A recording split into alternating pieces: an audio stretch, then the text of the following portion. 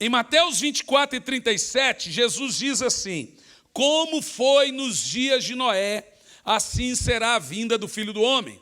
Como nos dias de Noé comiam, bebiam e davam em casamento, até que Noé entrou na arca e não perceberam. Percebeu? É secreto. Não perceberam até que veio o dilúvio e levou a todos.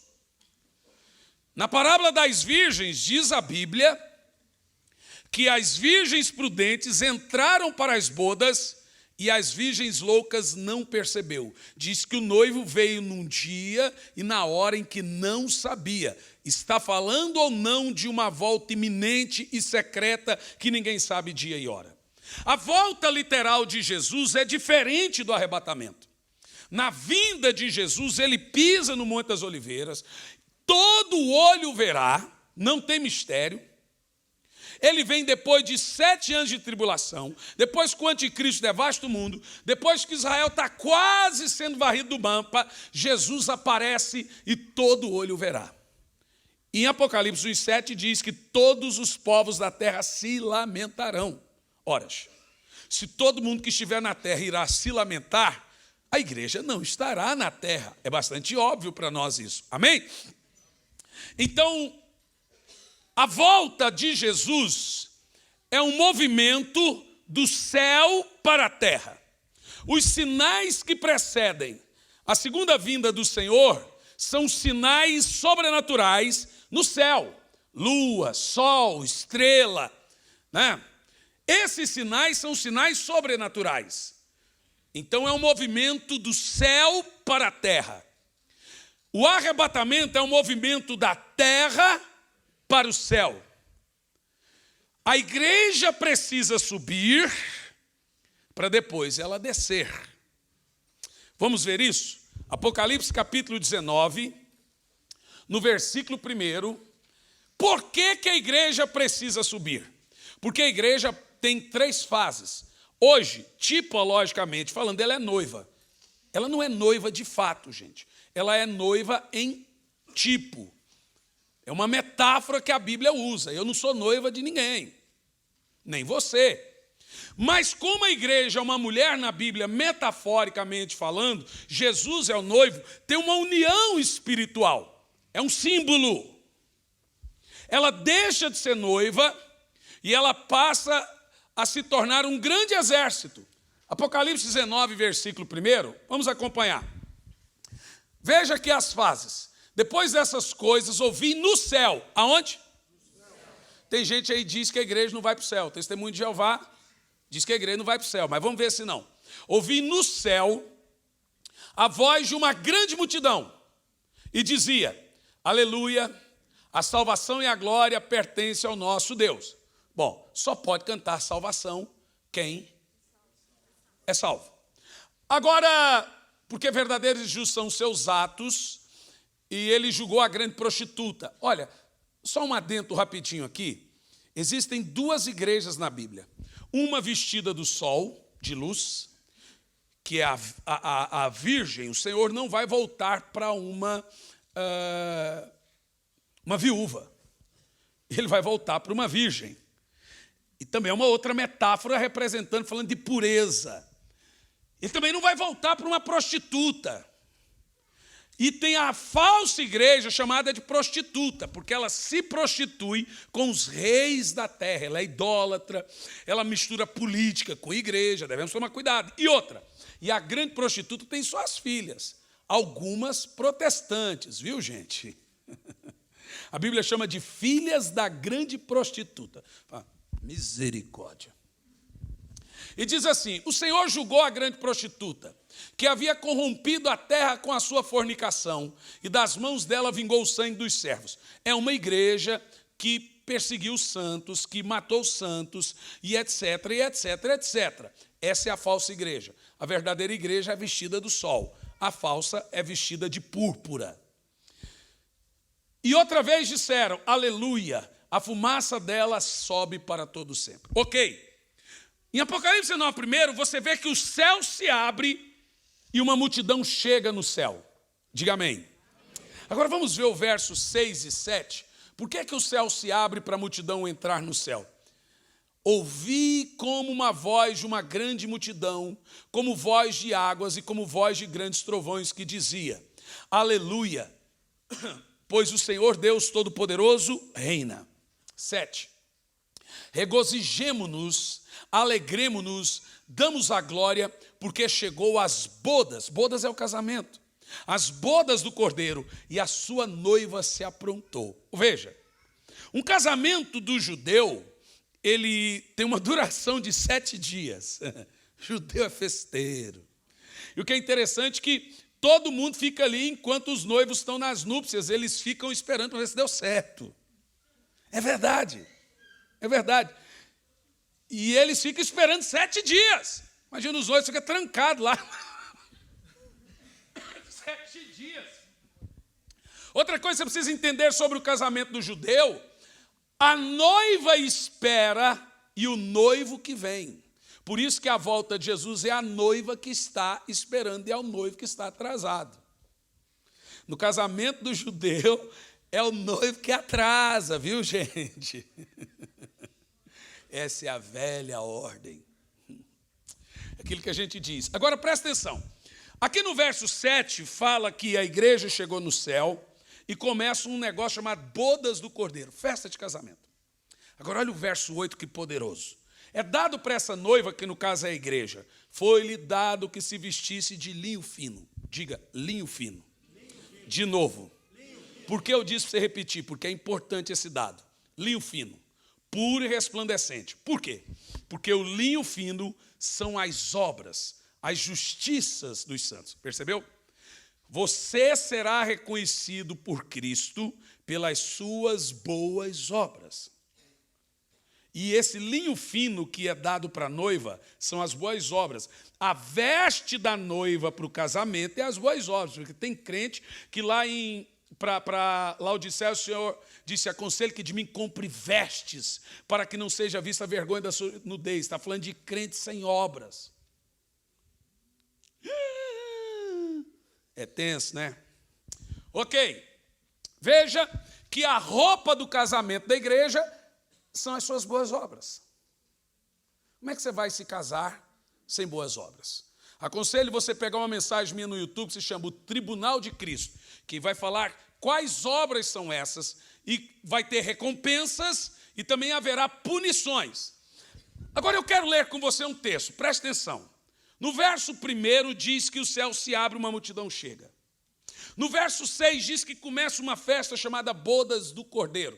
Os irmãos vão se lembrar que Mateus 25, verso 10, fala que entraram as virgens prudentes e começou as bodas.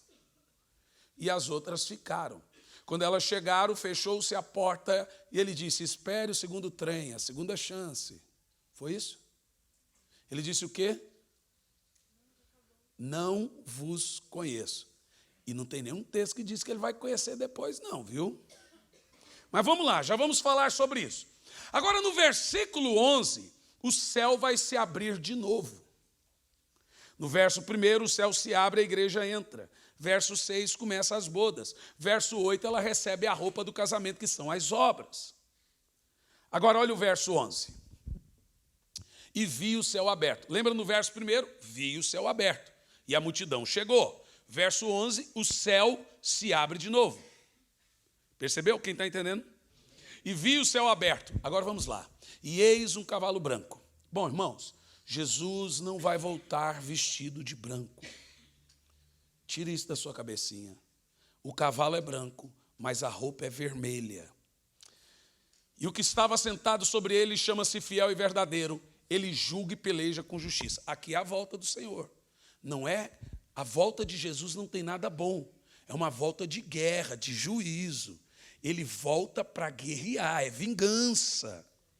O arrebatamento é consolo. A volta de Jesus é guerra, irmão. Eu já estou preparando meu coturno de ferro para acertar a fuça do anticristo, aquele corintiano. Agora olha o versículo 12. Jesus, falando sobre Jesus. E os seus olhos eram como chama de fogo, e sobre a sua cabeça havia muitos diademas, e tinha um nome escrito que ninguém sabia senão ele mesmo. Pode continuar. E ele estava vestido uma veste, e o nome pelo qual se chama Verbo de Deus. Você viu? A roupa de Jesus será cor de sangue. O cavalo é branco. Então você vê fotos de Jesus todo vestido de branco, igual Gandalf. Só os fortes entenderão. Voltando na guerra das duas torres. Não, do Retorno do Rei ou das duas torres? Retorno do Rei, né? Gandalf. Deixou de ser o mago cinzento, agora é o mago branco. Não, irmão. Jesus vai voltar num cavalo branco, mas vestido de vermelho. Especificamente de sangue. Agora, onde é que está a igreja nessa parada aqui? A igreja chegou no céu no verso 1. Ela se vestiu de linho fino. Ela deixou de ser noiva, passou a ser esposa, e agora ela é um grande exército. Porque a volta de Jesus é a guerra do Armagedon, que vai ser no Vale de Meguido, um Gog e Magog. Próximo verso, 14. Leia você agora.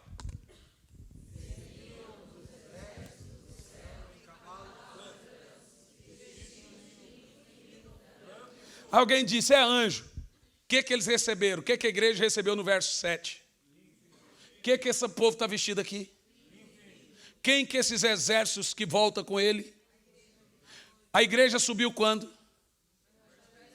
No dia do casamento. Ficou 7 anos, um dia como 1000 anos, um dia como 7 semanas. Para Deus não tem nada a ver. Agora veja, essa igreja que subiu, foi treinada, está preparada, ela volta para uma guerra. Israel está sitiado. Todas as nações se voltam contra Israel. O anticristo levanta as nações contra Israel. E agora as mulheres são estupradas. Israel está assumindo o mapa. A igreja, que agora é um grande exército, e Cristo volta para livrar Israel da extinção. Eita, eu sempre sonhei participar de uma guerra, mas uma guerra que eu tinha certeza que eu ia vencer.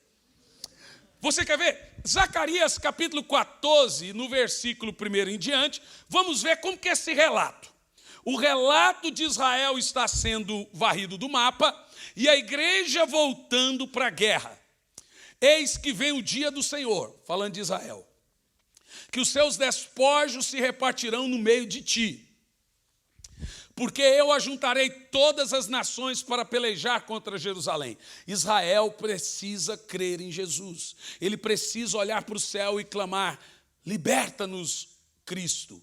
Então ele está sendo provado no fogo.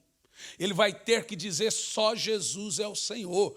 Paulo, quando fala em Romanos 10, a partir do 17, todo aquele que invocar o nome do Senhor, esse será salvo, está falando de Israel. Israel vai ter que invocar o nome do Senhor para ser salvo. Aí diz assim, e a cidade será tomada, as casas serão saqueadas, a Rússia, que é Roche, ou Magog, Togarma, né, Cuxi, todos aqueles povos. Israel é um paizinho desse tamanhozinho, cercado de todos os países do norte. Todos os países do norte são seus inimigos. E aí Deus usa os Estados Unidos, mais Reino Unido, para proteger Israel. Mas, por exemplo, o Irã, até 1960 alguma coisa, ainda era chamado de Pérsia. Ou Persa, né? Persa, o maior inimigo de Israel. Agora é Irã.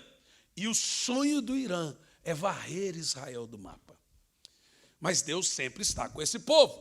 Mas Deus vai ter que deixá-los ser provados. Nós estaremos lá no céu, quando todas as nações do norte se voltarão. A Bíblia fala de 200 milhões de soldados. Aí nós estamos falando de China, estamos falando de Rússia, estamos falando de Turquia e todos aqueles povos muçulmanos se voltando contra Israel. Até alguns anos, até um ano atrás, o Brasil estava entre essas nações inimigas de Israel. Hoje não. Não sabemos por quanto tempo. Você vê, o Brasil mudou a sua cadeira na ONU. Estava do lado, a ONU é dividida entre os inimigos de Israel e os Estados Unidos, nas cadeiras, e os amigos de Israel e os Estados Unidos. O Brasil se assentou entre os inimigos de Israel e os Estados Unidos. Hoje ele está assentado entre os amigos de Israel e os Estados Unidos. Então essa guerra política, gente, ela tem todo um plano profético. Você fala, por que tem que mandar a embaixada para Jerusalém? Porque existe uma bênção em Jerusalém. A Bíblia diz que é de Jerusalém que é enviada as promessas de Deus. Vocês não entenderam ainda? Donald Trump. Você não gosta do Trump. Não estou falando de política. Donald Trump está com 82% de aprovação nos Estados Unidos. O índice de desemprego caiu para 1,4. Nunca na história, só desde Abraham Lincoln. O que ele fez? Se aliou a Israel, mudou a embaixada para Jerusalém. Se o Brasil fizesse isso, caiu o mundo na nossa cabeça. Não temos a força dos Estados Unidos para fazer isso, né, gente? Mas só abençoando Jerusalém, já sempre levanta a sua mão, abençoa Israel. A Bíblia diz que prosperam aqueles que abençoam Israel. Que Deus abençoe esse povo. Aleluia, abençoa muito, Pai. Agora, olha o que acontecerá com Israel. Eles não creem em Jesus, eles vão ter que crer em Jesus. Diz, as mulheres serão forçadas, as mulheres serão estupradas. Metade da cidade sairá para o cativeiro, o restante do povo será exilado da cidade. Essa é a guerra. Nós estamos aonde nesse período? Lá nas boas do Cordeiro. Porque eu ajuntarei as nações para pelejar contra Jerusalém. A cidade será... Bom, verso em diante. E o Senhor, agora olha aí, aonde nós estaremos, isso é tremendo. E o Senhor sairá e pelejará contra as nações. Então deixa eu dar um dado a esse texto. Como fez no dia de batalha. Existia na época de Davi um anjo, que Davi pôs o nome de o Senhor dos Exércitos. O povo de Israel nunca entrou numa batalha antes que via um anjo lutando com eles. Esse anjo era chamado o Senhor das Batalhas, Senhor das Guerras, General, Senhor dos Exércitos. Aí Davi fala quem é esse anjo. Davi tem uma visão no Salmo 24, verso 7. Levantai as portas das vossas cabeças, levantai os portais eternos, para que entre o Rei da Glória. Quem é este o Rei da Glória? Davi está vendo alguém sentado no trono. Ele diz, o Senhor dos Exércitos, poderoso nas batalhas, Ele é o Rei da Glória. Davi reconhece que aquele que lutava com ele é aquele que está no trono. Aí o apóstolo Paulo disse, se os judeus soubessem quem eles mataram, não teriam matado o Rei da Glória. Jesus era o general. Aí olha o que você está lendo aqui, o Senhor vai de novo para a guerra, como fez na época de Davi. Ele batalhava as batalhas de Israel. Só que dessa vez nós vamos também. Você quer ver? Verso 4. E naquele dia, olha a volta de Jesus. Estarão seus pés sobre o Monte das Oliveiras. Quando Jesus subiu, ele subiu do monte. E o anjo disse para os discípulos, do mesmo jeito que vi subir, verão descer. Olha o tamanhozinho dele. Jesus é pequenininho? Gente, a gente é pequeno por causa do miserável de Adão. Nós somos baixinhos, com essa cara de lata, por causa de Adão. Mas os anjos, o anjo menor que você encontra na Bíblia tem 12 metros. Tem anjo de 30 metros. Irmão. Jesus, a Bíblia diz, estarão seus pés sobre o Monte das Oliveiras. Olha o tamanho dele. Que está de frente para Jerusalém, para o Oriente. O Monte das Oliveiras será partido em duas partes. A metade para o Ocidente e a metade para o Oriente. Embaixo do monte, o monte é enorme. Um lado da perna dele vai estar de um lado, pequenininho, Jesus. Um outro lado do outro lado.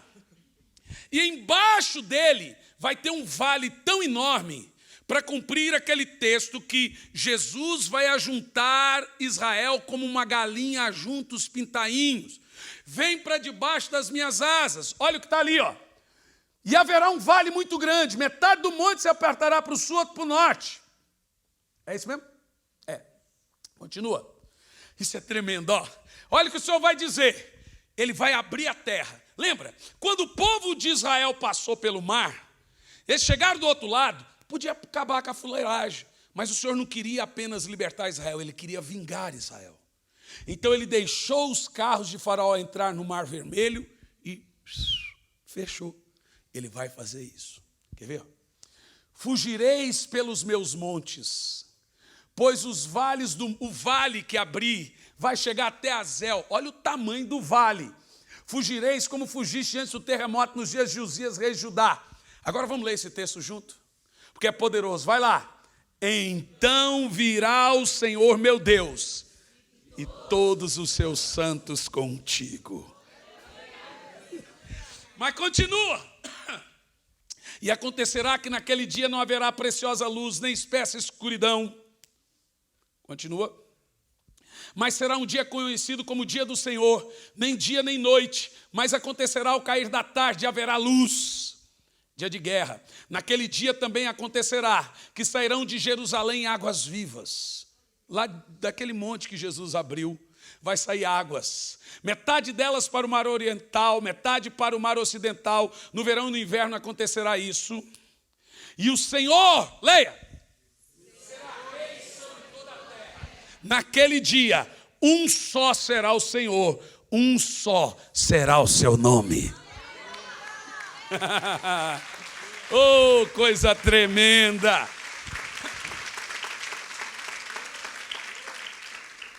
Então veja, no que você está lendo aqui, nós não temos espaço para o pós-tribulacionismo. Porque essas coisas, para elas acontecerem, a igreja tem que subir antes. Nós não estamos esperando o anticristo. Nós estamos esperando Cristo. Não haverá mistério na vinda do Senhor. Começou a tribulação, o anticristo revelou, pode contar 7 dias. O mistério para nós é para o arrebatamento. Veja, na volta do Senhor diz que todo olho verá. Só que na Bíblia, igreja não tem visão. Igreja tem audição. A visão é do Senhor. As minhas ovelhas ouvem a minha voz e me segue. Ao ouvir a trombeta, ouviu a voz do arcanjo. A igreja tem ouvidos, mas a visão é do Senhor. Já na volta do Senhor, eles verão. No arrebatamento, nós ouviremos. Por isso que o arrebatamento é de consolo. Consolai-vos, pois, com essas palavras. A volta do Senhor é de guerra.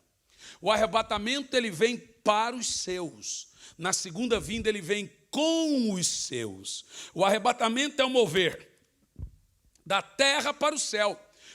Os sinais precedentes ao arrebatamento são todos os sinais na terra, chamado princípio de dores. Sinais aqui, é terremoto, é guerras, é fome, é peste, etc. Sinais aqui. Os sinais que precedem a segunda vinda são sinais no céu, sobrenaturais. Nós, irmãos, já estamos vivendo os sinais precedentes ao arrebatamento. Agora vamos lá. Vou te dar um conselho aqui. Imagina que aqui na tela tem uma planilha de Excel. Vocês sabem? Nessa planilha nós temos 7 linhas. Melhor, nessa planilha nós temos 1.700 quadradinhos. Cada quadradinho, uma profecia do final dos tempos. Nós temos em toda a Bíblia 1.700 profecias sobre o final dos tempos. Ora, veja bem os irmãos, todos os profetas que profetizaram o nascimento de Jesus são chamados de profetas messiânicos. Daniel, Jeremias, Sofonias, Isaías, vai lá, me ajuda aí, Malaquias, tudo que termina com Ias, são chamados de profetas messiânicos. Todos eles profetizaram o nascimento virginal de Jesus. Ninguém acreditava. Messias vir. Bom, os profetas acertaram. Profetizaram aonde ele iria nascer. Seria num estábulo. Profetizaram que da maneira que ele seria, que o nome dele seria um nome pronunciado por línguas estrangeiras. Tem gente que não fala o nome de Jesus, só fala Yeshua. Mas ele nunca foi escrito Yeshua. Nunca foi falado Yeshua. Ele foi escrito Yeshua. A maneira que falamos o nome de Jesus hoje foi como Marcos escreveu. Marcos era grego. A primeira pessoa a escrever o nome de Jesus foi Marcos. Disse, o seu nome se chamará Jesus. Jesus. Aí é porque o Y foi trocado por J, mas era Jesus. Hoje falamos Jesus. Nunca foi escrito, Yeshua. Sempre foi escrito Jesus. Era o inglês da época. Se o hebraico, o aramaico, o hebraico e o aramaico não eram línguas populares. Então tinha que ser uma língua popular. Aí Deus levanta um grego, Marcos, e escreve Jesus. Do jeitinho que falamos hoje.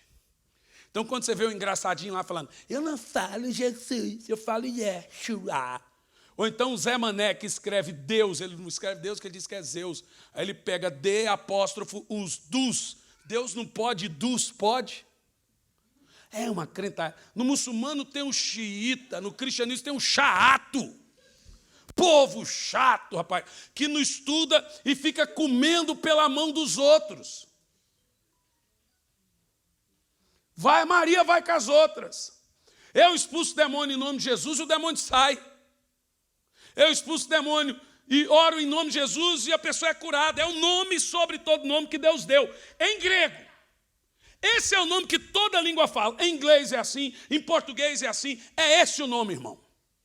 Eu sempre falo para o meu filho, essas músicas são muito bonitas, mas elas têm que passar a falar o nome. Porque é o nome que importa. Pode cantar o que for. Se não pronunciar o nome, não mete medo no diabo e nem glorifica no céu. É o nome que é dado sobre todo nome. Ou então você fala assim, ó, em nome dele, demônio, sai. Demônio, sai no nome dele. Faz igual a Xuxa, do cara lá. Porque o povo está cantando assim, ele, é para ele. Mas não fala o nome, gente. Que isso, fala o nome. A hora que você fala o nome, causa um frisson nos anjos. Os anjos ficam fora, parece que comeu açúcar. E sai pulando, que é, fala o nome. E os demônios ficam em pânico, gente. Tem que falar o nome. Irmão, quando você ouvir uma música e não fala o nome, inventa o nome dela no meio da música. Põe o nome no meio. Você, como é que você faz naquela música lá no final? A do carpinteiro lá, do marceneiro. O Jean inventou no final da música do carpinteiro, música linda. Ele fala, o seu nome é Jesus. Inventou, ué. Tem que falar o nome. Esse nome é lindo demais. Nome doce. Ao mesmo tempo que é doce, é poderoso. Ao mesmo tempo que é poderoso, ele causa adoração no céu e medo no inferno e glorificação na terra. Passa o dia falando o nome de Jesus. Eita, nome, é bom o nome de Jesus. Ademar de Campos cantava, o nome de Jesus é poderoso.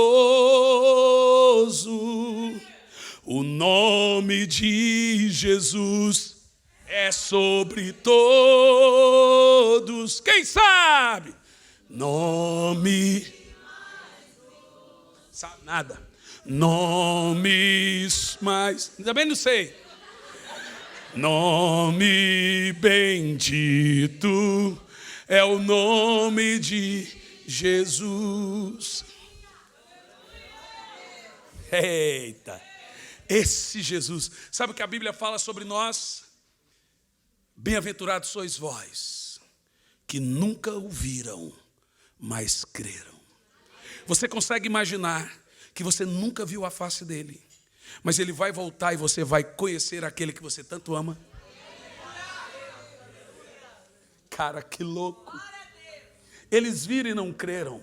Nós nunca vimos e cremos.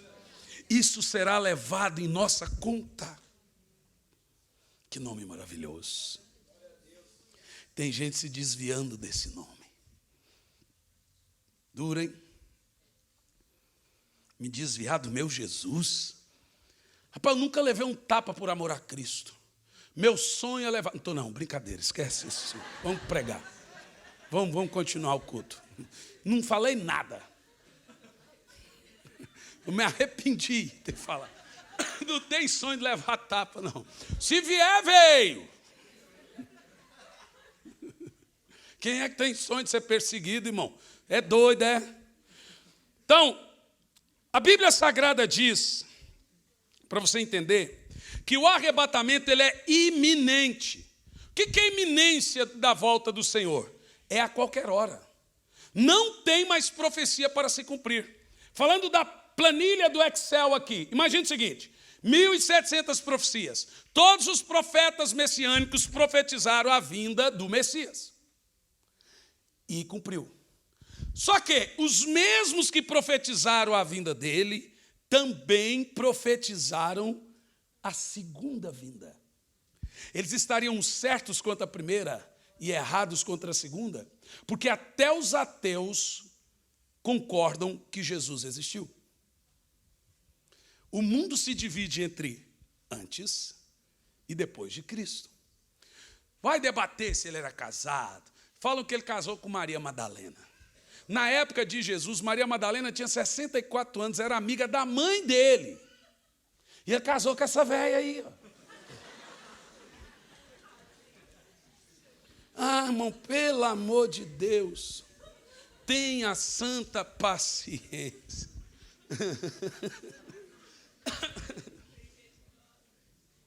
Tem gente que gosta. Tadinhos. Ó, vamos lá. Agora eu vou entrar num ponto importante. Dos 1.700 quadradinhos de profecias que nós temos aqui, das 1.700 profecias para a segunda vinda do Senhor, e paz, meus irmãos, essas profecias todas são para a segunda vinda. Ora, se estamos perto da segunda vinda, quanto mais do arrebatamento, que é 7 anos antes da segunda vinda e não tem aviso prévio.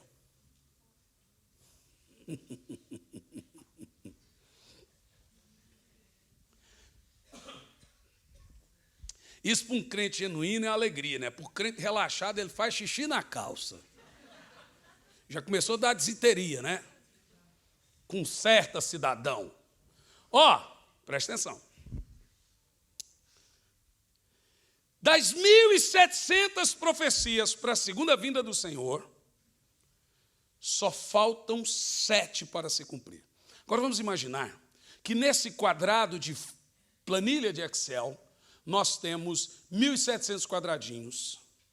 Só 7 não estão riscados com X, porque são profecias que não se cumpriram. Eu vou falar as 7 profecias que não se cumpriram ainda, de 1.700. Quem quer ouvir? R$100.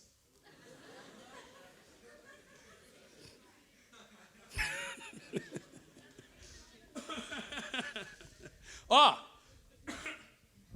vamos começar pela a planilha do Excel. Os próximos 7 eventos a se cumprir na Bíblia, e depois fecha tudo, não tem mais nada para se cumprir. Pastor, o senhor está dizendo que essas 7 últimas profecias são as últimas profecias da Bíblia, e depois não tem mais nada para cumprir? Sim, senhor. Próximo evento no calendário de Deus. Estamos com o calendário. 1.700 quadradinhos. Só 7 não estão riscados de X. O resto tudinho já se cumpriu. Nascimento de Jesus, morte de Jesus, ressurreição de Jesus, perseguição aos cristãos, e etc. Tantas coisas, destruição do templo, e pronto. Tudo se cumpriu. Senhoras e senhores, com vocês, as 7 últimas profecias para se cumprir a partir de então. Primeira, arrebatamento. Segundo, grande tribulação. Terceiro, volta de Jesus. Você entendeu a diferença? Quarto, Armagedon. Quinto, milênio. Sexto, Gog e Magog. O diabo é solto.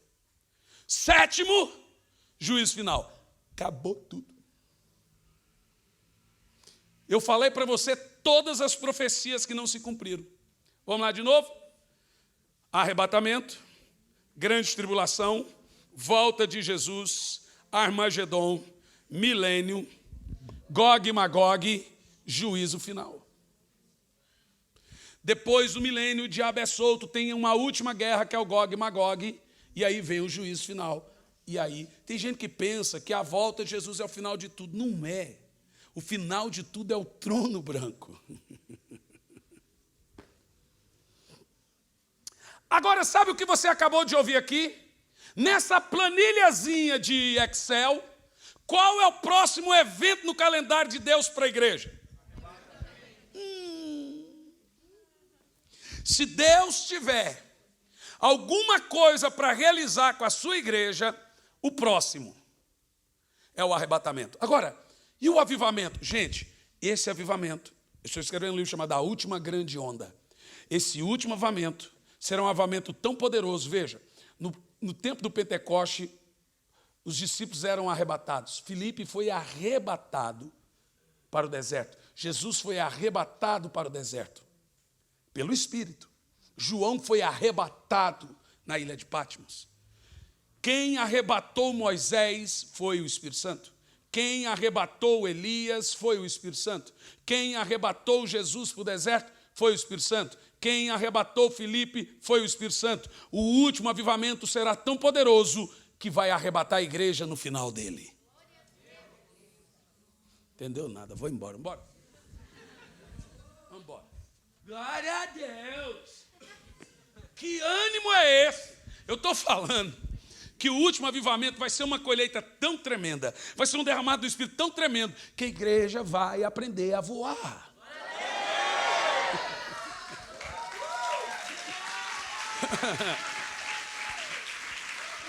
Que top. Agora, escute isso. Toda vez que a Bíblia fala de arrebatamento, ela mostra que a metade da igreja fica. Ela usa os termos como poda. Muitos chamados, poucos escolhidos. Então ela diz assim: 2 estarão no campo. Campo é a igreja. 1 levado. Quanto por cento? 2 estarão no moinho, é onde se traz os frutos. Igreja. 1 levado, outro deixado. Quanto por cento? 2 estarão numa cama. Família, igreja. 1 levado, outro deixado.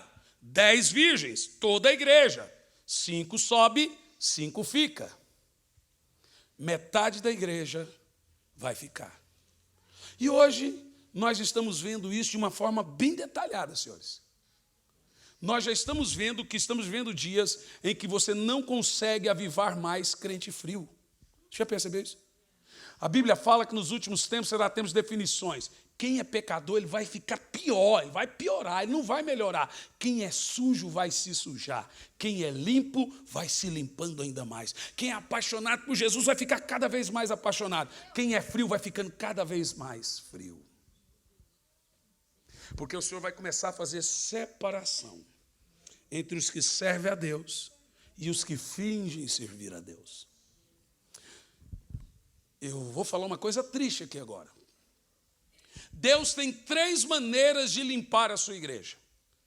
Porque veja, aonde o Senhor planta trigo, o diabo planta joio. E o joio é parecido com o trigo. A diferença é que quando o vento bate, o trigo se dobra. O joio não dobra, o bicho é ruim. É igual a ovelha. Ovelha e bode são parecidos. Se você tirar a lã da ovelha, ela vira um bodinho, já viu? É idêntico.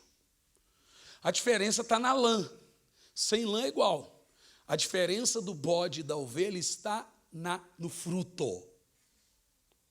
Pelo fruto, conhece a árvore.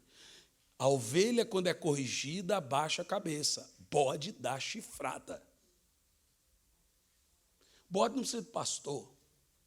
Ele sabe se defender, ele é o seu pastor.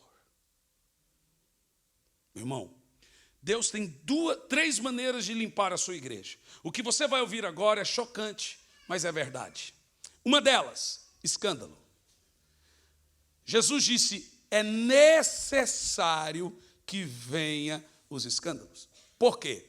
Quando tem escândalo, quem não está firme em Jesus, cai.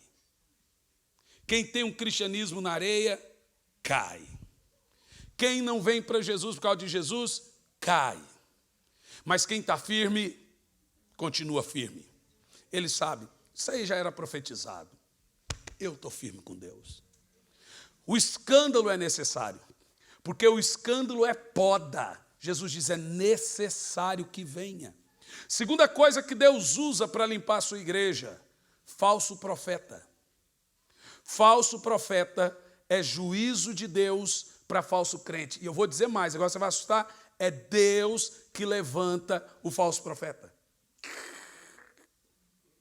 Falso profeta não é o diabo que levanta, é Deus. Vamos ver isso? Segunda de Paulo aos Tessalonicenses, capítulo 2, no versículo 11.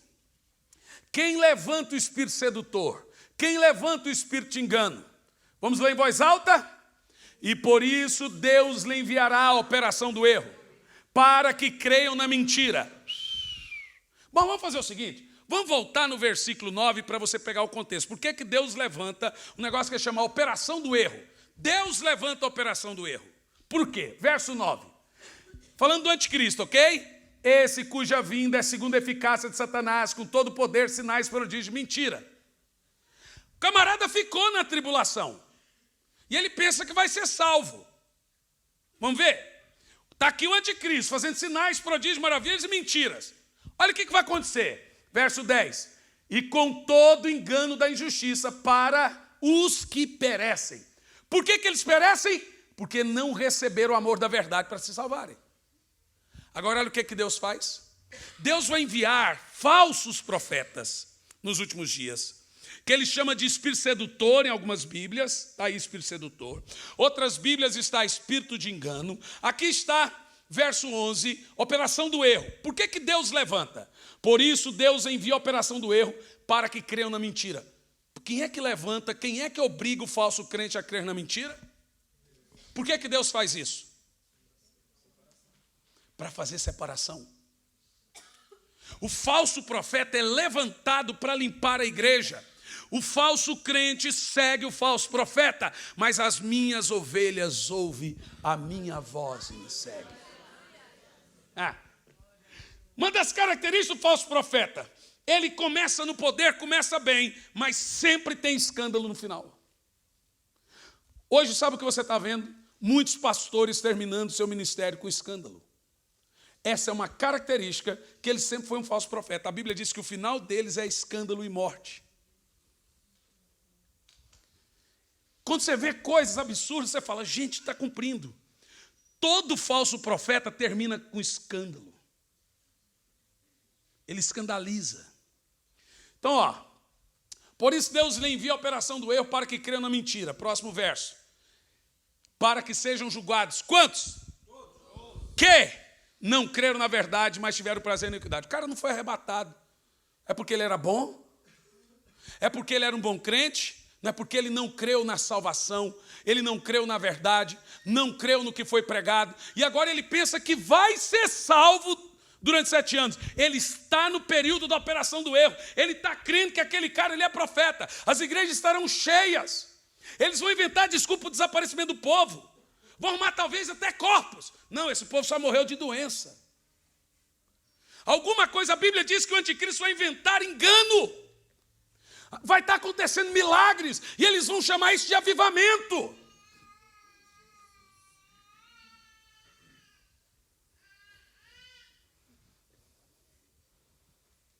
Aí o povo vai falar, olha gente, não foi arrebatamento não, as igrejas estão cheias. O anticristo ele vai fazer sinais, prodígios e maravilhas. Então, apesar dele ser um líder político, ele é um líder místico e poderoso.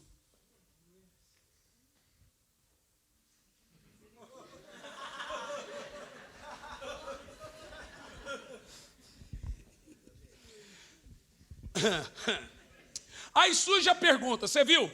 Como que Deus limpa a sua igreja? Gente, eu em sala de aula pronto de tudo. Como que Deus limpa a sua igreja? Com coisas que você nem imagina. Toda vez que você vê um escândalo, você fala, Deus está limpando. Está balançando. E só cai fruta podre.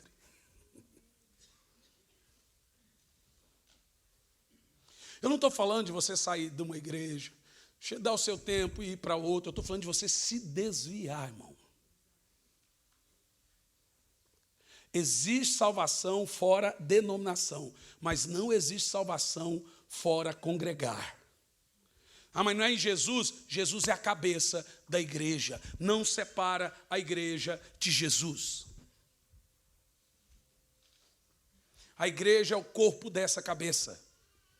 Se você não congrega, é impossível você se salvar. Bom, aí surge a pergunta. Pastor, vamos dividir opiniões. O arrebatamento aconteceu hoje. Metade da igreja ficou. E agora encheu. O povo passou a ir para o culto, porque o povo começou a sumir, o povo ficou com medo, aí chegou, viu a igreja cheia, milagre acontecendo. Não, o Espírito Santo está aqui, então não foi arrebatamento, foi só uma tragédia, alguma coisa. Tem gente que imagina que vai ser um punhadão. Vamos fazer um cálculo? Tem 2 bilhões de convertidos cristãos no mundo. Desses todos os cristãos, 2 bilhões, 50% é católico. Sobra aí 1 milhão de protestantes. De 1 milhão de protestantes, você já tem na Europa e nos Estados Unidos protestantes que não vão na igreja, bebem, fumam, pintam e bordam, são só nominais. Só no Brasil, nós temos 7 milhões de desigrejados. Vamos colocar um número mais ou menos aí, 500 mil, desculpa, falei 2 bi, né? 500 milhões de cristãos nominais que vão na igreja no mundo. Desses 500 milhões, é desses que serão somados a metade.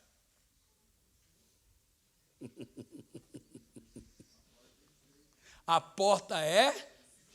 Deus está numa preocupação com multidão. Você não tem noção. Ele falou assim, poucos são, está lá, poucos são os que se salvam. Mas ele quer que todo mundo seja salvo? Quem não quer. Mas acabamos de ler que eles terão a operação do erro porque rejeitaram o amor para se salvar. Ora, é o povo que está rejeitando o evangelho. Agora surge a pergunta, o arrebatamento aconteceu. O Espírito Santo saiu da terra. E esse povo que ficou aqui? Nós temos texto na Bíblia, pastor, que diz que terão que ser degolados. Não aceitar a marca da besta. O que é marca da besta? Eu não tenho todo esse tempo, tem no livro. Marca da besta é a marca de um governo. Qual foi a marca do FHC? Plano Real. Qual foi a marca do Lula? Bolsas. E ele fez um bom governo no primeiro ano, como o FHC. Qual foi a marca da Dilma? Destruiu o que os outros dois fez. Provavelmente a marca do Bolsonaro será as reformas. Se ele não fizer nada e fizer reforma tributária, política e trabalhista, já é um plano real dele. Está ótimo. Principalmente a política. Né? Diminuir mandato, diminuir um monte de coisa arada. Isso é importante. E também tributária. Né?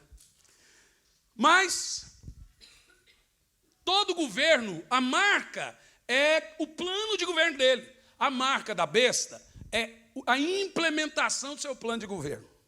Isso é a marca da besta. Não sabemos. A partir de hoje vai ser assim, assim, assim. Isso é marca da besta, gente. Ai, marca da besta é um número. Não, a marca da besta é o plano de governo daquele governo. Imagina que o cara hoje é um governo único no mundo todo, ele fala, a partir de hoje todo mundo vai ter que ser chipado e etc. Não estou dizendo que seja isso, mas se alguém quiser pôr um chip em você, por via das dúvidas, não deixe. Não estou falando que é, mas também é loucura falar que não é. Ok? Mas é uma marca. Por exemplo, a marca do plano do Obama é o Obamacare. E no final ele queria implementar um chip no Obamacare, para que todos pudessem ser atendidos. Ele estava fazendo uma espécie de SUS nos Estados Unidos, você tinha que ser chipado. Ele não conseguiu. O cara lá de peruca entrou. Mas veja, pense que o anticristo entra e ele implementa a marca da besta, seu plano de governo. E todo aquele que não tiver a marca da besta, esse plano de governo, não consegue comprar, viver. Então é um plano de governo que todo mundo tem que andar ali, quadradinho. Certo? É assim que você precisa entender. A igreja subiu, mas terá uma falsa igreja aqui. E os falsos mestres estarão pastoreando aqui. E o Espírito Santo não estará aqui, o que eles não sentirão muito. Porque hoje já confunde-se unção com agitação, avivamento com cores e fumaças e tantas coisas. Muita gente já consegue dirigir suas igrejas sem o poder de Deus. Então não vão sentir. Eu já fui à igreja e falei assim, o que é que eu prego aqui? Fala o que você quiser, não estou aqui mesmo. Tem muita gente que consegue levar a sua vida sem orar. O Espírito Santo sair da terra, ele não vai sentir nada. O que os senhores acham? Aqueles que ficaram aqui, tem uma turma de crentes que crê que aqueles que ficarem aqui receberão uma espécie de segunda chance durante 7 anos para se salvar. Terão que sofrer, aguentar perseguição, não aceitar essa marca da besta, não adorar a besta, nem se tornar um besta. E se ele adorar a besta, ele não é salvo. E aí, tem gente que fala assim, vai ser muito difícil, mas aquele que perseverar até o fim será salvo. Tem gente que crê nisso, tem teólogos sérios que defendem isso, mas eu já sou de uma linha mais antiga, que nunca foi pregado isso. Para mim, segunda chance é purgatório de crente. Eu vou te dar a parte filosófica, depois a teológica. Imagina que eu estou num culto e digo, irmão, se acontecer o arrebatamento, você vai ter que aguentar o tranco, sofrer, ser perseguido para ser salvo e morrer pelo nome de Jesus. O cara que é desviado, ele faz assim, meu Deus, eu tenho que voltar hoje, ou ele faz assim, ufa. O que você acha? Ele fala ufa, ou ele quer voltar para Jesus urgente? Quando eu falo que tem uma segunda chance, isso faz o cara se despertar ou faz ele relaxar? Gente, segunda chance é purgatório. Bom, eu vou mostrar para você na Bíblia por que não creio em segunda chance. Mas eu creio que a salvação, ela volta para o judeu. A salvação durante a tribulação é para o judeu e para povos que nunca ouviram o Evangelho. Você tem milhares de chances com o Espírito Santo aqui. O cara não conseguiu ser crente. 30 anos com o Espírito Santo, ele pensa que vai ser crente 7 anos sem ele. O cara não aproveita a chance hoje e agora reclama que não tem depois. Bom, a Bíblia diz que a porta fecha.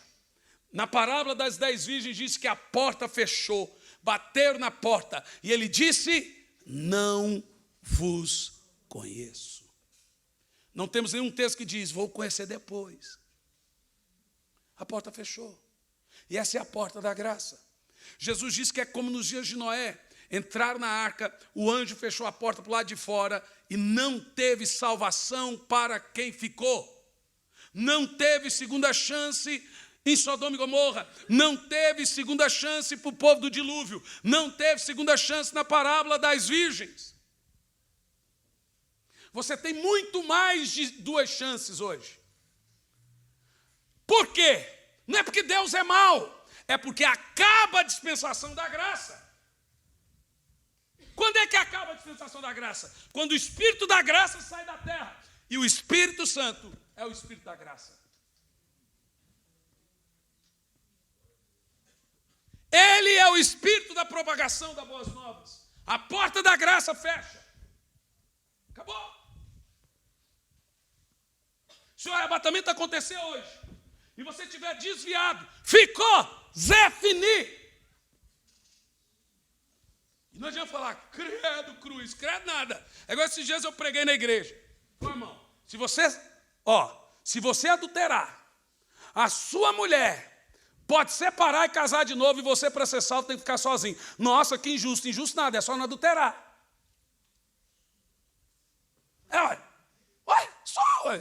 Só não fazer besteira, Zé Mané. É muito justo. Jesus falou, Mateus 9,19. A não ser por imoralidade sexual. Tem uns que creem que nem por isso. Mas Jesus deixou claro. E aquele que adulterou, irmão, leva essa questão lá para o trono da graça, chora um monte, esperneia, e vê lá o que dá. O negócio é sério. A gente pensa que ser crente é só crente. Mas vamos ver os textos. Eu dei a parte filosófica. Mateus 25 primeiro, diz que depois do arrebatamento, nós teremos pelo menos a metade da igreja que vai ficar. Então o reino dos céus será semelhante a 10 virgens que, tomando as suas lâmpadas, sairão ao encontro do esposo.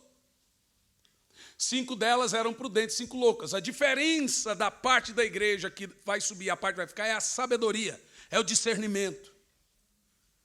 A igreja que não tem discernimento vai ficar. Você fala, irmão, vai ler a Bíblia, irmão. Irmão, né? Você não gosta de ler.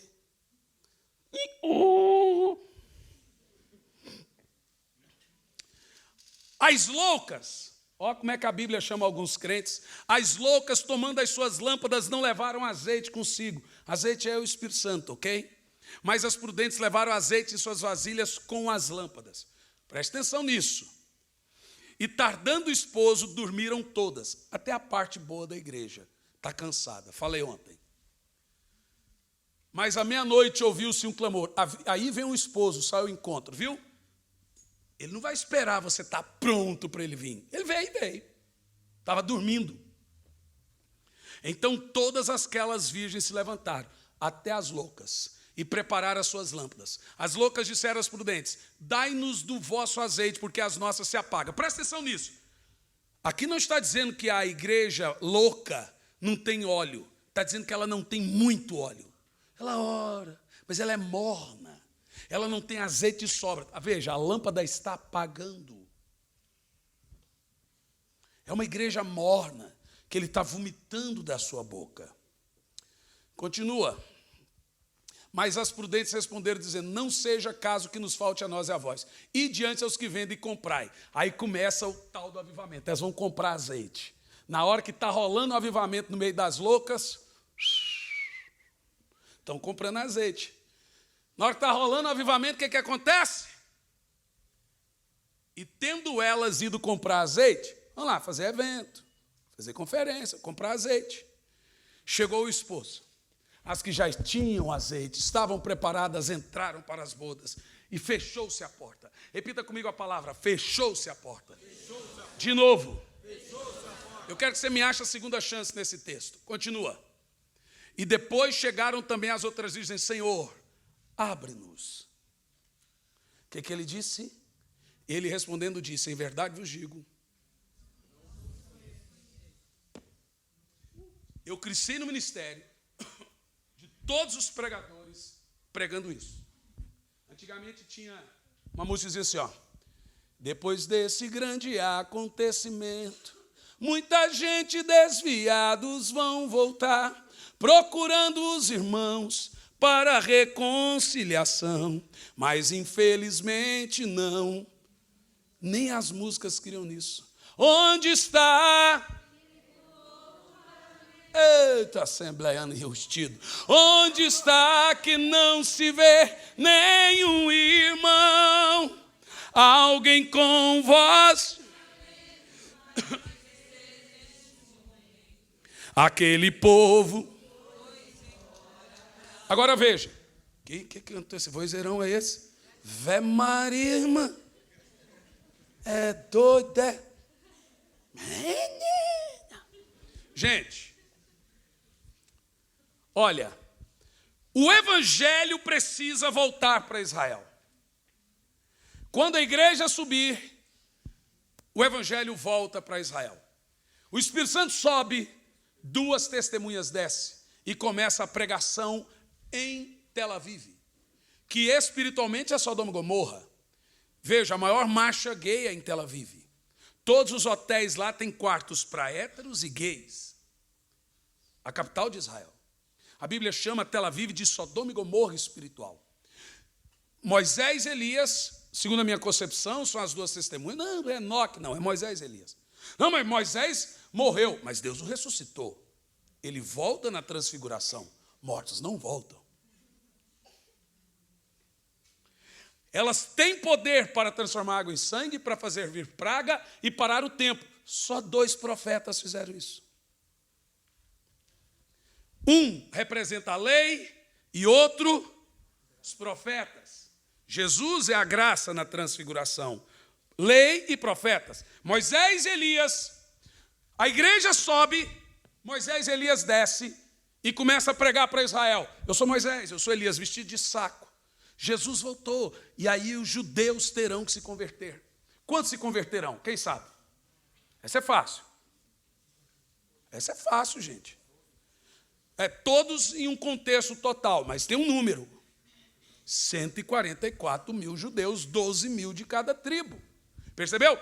Esses que serão degolados, esses que não irão aceitar a marca da besta, esses que virão de grande tribulação, de Apocalipse 7,14, esses que vão rejeitar o anticristo, é essa multidão que vão cair pelo fio da espada. Lucas 21, 24, sobre eles. Eles sucumbirão ao fio da espada e muitos serão levados como prisioneiros para todas as nações. Jerusalém será pisoteada pelos gentios, até que passe o tempo que poderem agir assim. Romanos 11, 25. Irmãos, não quero que ignoreis esse mistério para que sejam presunçosos. Israel ficou endurecido em parte até que termine o tempo da igreja. O tempo da igreja vai acabar. Quando o tempo da igreja acabar, o evangelho volta para eles com as 2 testemunhas.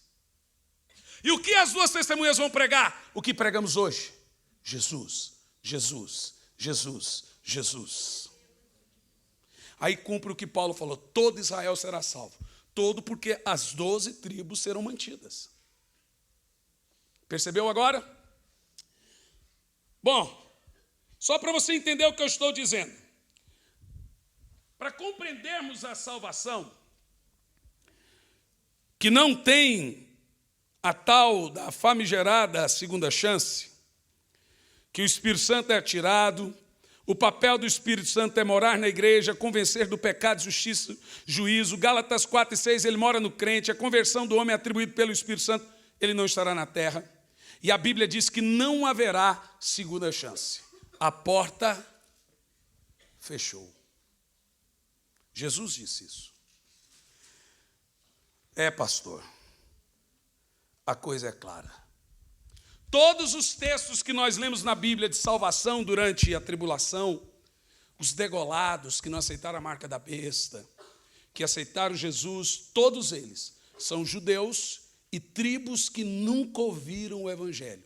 Vai ter salvação na tribulação, mas a igreja já pegou a sua porção e pirulitou da terra. Bom, meus senhores, se você está vendo um calendário aqui agora, eu lhes pergunto, qual é o próximo evento no calendário de Deus? O arrebatamento. Quando ele vai acontecer? A qualquer momento. Olha, eu não sei se você consegue pôr vídeo aqui.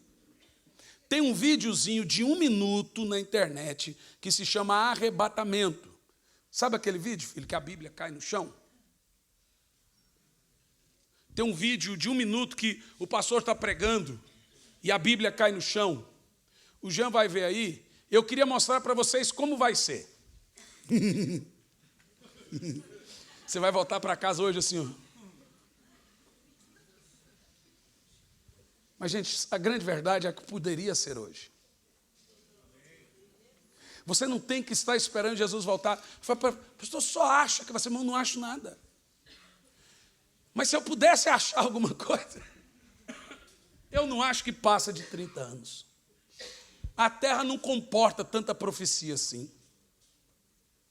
A coisa está muito rápida, porque todas as profecias que nós temos é para a segunda vinda. Nós estamos muito perto da segunda, o arrebatamento é antes. A qualquer hora, irmãos, a igreja... Você vai estar trabalhando, você vai estar fazendo alguma coisa, daqui a um pouco você vai ouvir um barulho. Só você. A trombeta do arcanjo. trombeta de Deus. E você vai sumir. Ou alguém do seu lado vai sumir. Diga misericórdia. Esse dia uma irmã falou: pastor, eu tive um sonho maravilhoso. Eu sonhei que eu olhei para o céu e vi toda a igreja subindo. Falei: você achou isso maravilhoso? Você viu a igreja subindo? Irmã do céu, você ficou. A mulher entrou em pânico e começou a chorar. Como que você acha um sonho desse maravilhoso, irmã? Não tem isso. Então, meus irmãos, eu termino essa parte aqui de uma maneira muito contemplativa, lhe fazendo um pedido. Você está preparado hoje? Pastor, não estou. Então vou te dar um dado que está no meu livro. É uma pesquisa feita nos Estados Unidos. Ela nos mostrou o seguinte: o homem nasce e 90% das pessoas, do jeito que são, morrem. Ainda não dá play não, é esse mesmo aí, 1 minuto. Isso significa que a maioria das pessoas não mudam com o tempo. Significa que se você não estiver preparado hoje para o arrebatamento, a chance de você não estar preparado no dia que ele acontecer é de 90%. Porque a Bíblia diz que vai ser um dia como hoje. Normal. Você tem que andar todo dia falando: gente, vai trabalhar? Pode acontecer o arrebatamento hoje ou já agora. Saia como se fosse o seu último dia na terra, mas saia glorificando, porque a qualquer hora nós seremos arrebatados. Hoje pregar isso é coisa de doido. Esse pastor é fanático. Deixa eu igual Noé. Vai chover. O que é chuva, gente? Noé, esse homem está falando que vai cair água do céu. Nunca tinha chovido na terra. Saiu um vapor de baixo e regava as plantas.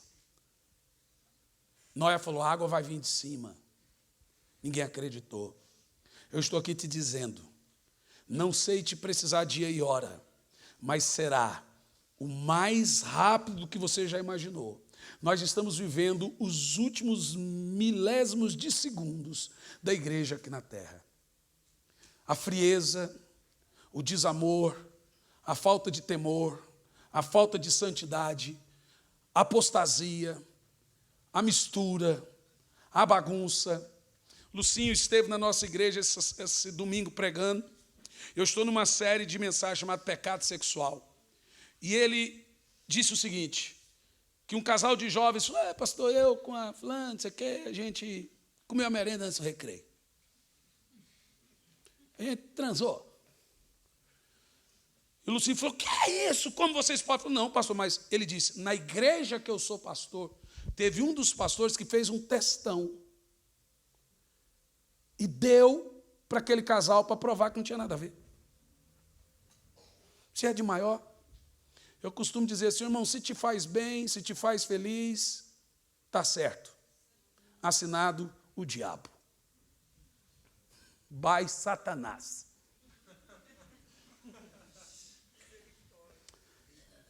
Dá o play. La Biblia dice que el Señor mismo descenderá del cielo y los muertos en Cristo resucitarán primero. Luego nosotros, los que vivimos, los que hayamos quedado, seremos arrebatados juntamente con ellos en las nubes y así estaremos siempre con el Señor. Pero ¿cuándo serán estas cosas? La Biblia dice que en un momento, en un abrir y cerrar de ojos, el Señor Jesucristo podría venir por los suyos en esta misma semana. El Señor podría venir en este mismo día. El Señor podría venir en este mismo instante.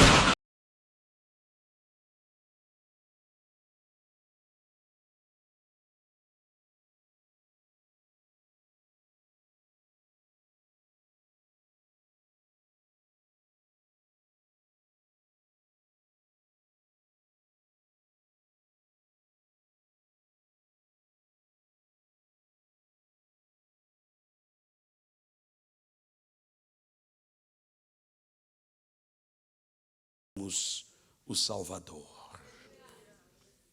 Já imaginou se fosse agora? Que coisa, gente. Você pode repetir? A minha família vai comigo. De novo. De novo. Quer um conselho meu? Gaste o resto da sua vida para salvar os seus. Preocupe com a salvação dos seus filhos, sua casa, porque a qualquer hora a trombeta irá soar. Essa é a maior verdade dos últimos dias. Esse oba-oba de coach, essa praga que trouxe de volta o egocentrismo, eu. Esse oba-oba de humanismo só está tirando de nós a divina esperança da glória. Um menino nasceu, como um filho se nos deu. Ele é o próprio Deus que vive em debaixo de tuas asas eu cante, e o seu nome, e o seu, levante as suas mãos, maravilhoso, glória ao príncipe da paz. O céu começa a se abrir, toda a terra se dobrou a ti. Cristo, Rei dos Reis, veio nos buscar. Leva-nos em tuas mãos, pelas portas da cidade, na Nova Jerusalém. tua noiva vai entrar. Cante, o céu começa a se abrir. O céu começa a se abrir, toda a terra se dobrou a ti. Cristo, Rei dos Reis, leva-nos em tuas mãos, leva-nos em tuas mãos, pelas portas da cidade, na Nova Jerusalém.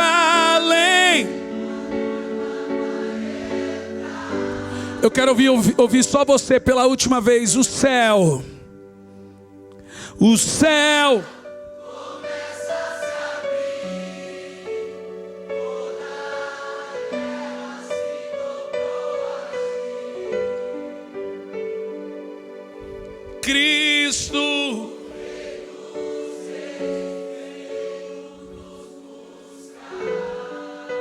leva-nos em tuas mãos, leva-nos Em tuas mãos, pelas portas da cidade, na Nova.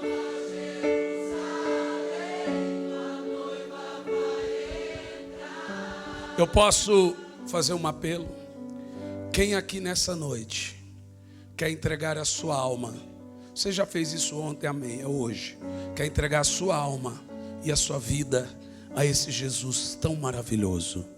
Onde você está, você vai levantar a mão, que eu vou orar com você. Levanta a mão, temos ali um senhor.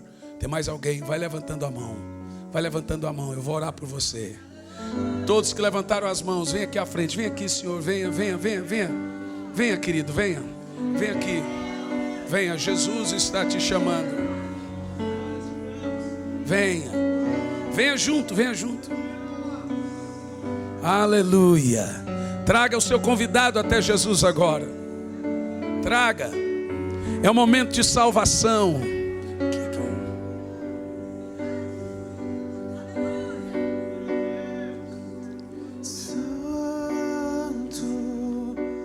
Aleluia. E olha, essa lágrima, olha, ontem eu vi algumas pessoas chorando muito, igual o senhor aqui. Tem uma música antiga que eu gosto de cantar. Eu amo essa música. Amo, amo, amo. Eu gosto muito de músicas muito antigas.